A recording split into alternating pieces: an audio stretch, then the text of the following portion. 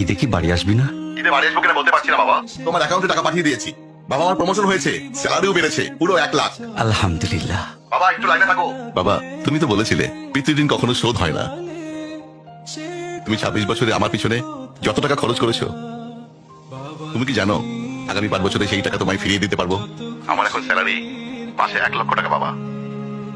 ও, এই কথা। তাহলে শোন, তোকে একটা গল্প বলি। বলো বাবা। তোর বয়স যখন 4, তখন আমার বেতন 3000 টাকা।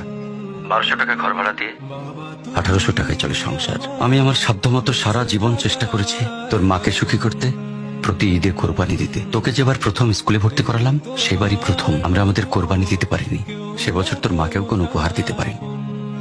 তুই যখন ভার্সিটিতে উঠলি, আমাদের অবস্থা তখন মোটামুটি ভালো, কিন্তু খুব কষ্ট হয়ে গিয়েছিল যখন আমার ট্রান্সফার হয়। রোজ রোজ বাসে চড়ে, পায়ে হেঁটে, ঘামে ভিজে খুব দুর্বিষহ লাগছিল। একদিন শোরুম থেকে একটা বাইক দেখে আসলাম।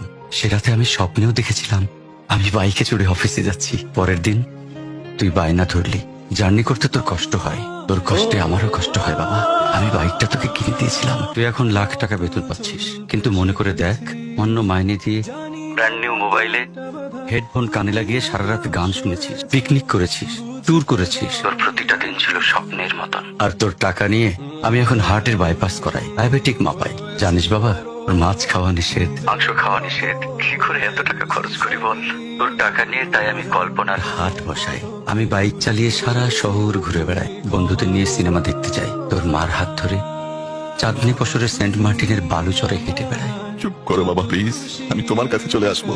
তোমার টাকা না, আমি তোমার ভালোবাসা তোমায় ফিরিয়ে দিব বাবা। বোকা ছেলে, বাবাদের ভালোবাসা কখনো ফিরিয়ে দেওয়া যায় না। ছোট্ট শিশুর মলমূত্র মোছা যায়, আর বুড়োদের ঘরেও ঢোকা যায় না। ওকে একটা প্রশ্ন করি বাবা, ধর তুই, আমি আর তোর খোকা তিনজন এক নৌকায় বসে আছি। হঠাৎ নৌকাটা ডুবতে শুরু করলো। যে কোনো একজনকে তুই বাঁচাতে পারবি, কাকে বাঁচাবি? থাক, উত্তর দিতে হবে না। ছেলেরা বাবা হয়, বাবারা কখনো ছেলে হতে পারে না। পৃথিবীতে সবচেয়ে ভারী জিনিস কি জানিস? পিতার কাঁধে পুত্রের লাশ। আমি শুধু জায়নামাজে বসে একটা জিনিস চাই, আমার কবরের ঘরটায় যেন আমি আমার ছেলের কাঁধে চড়ে যাই। তাহলেই তুই একটা ঋণ শোধ করতে পারবি, তোকে কোলে নেওয়ার ঋণ।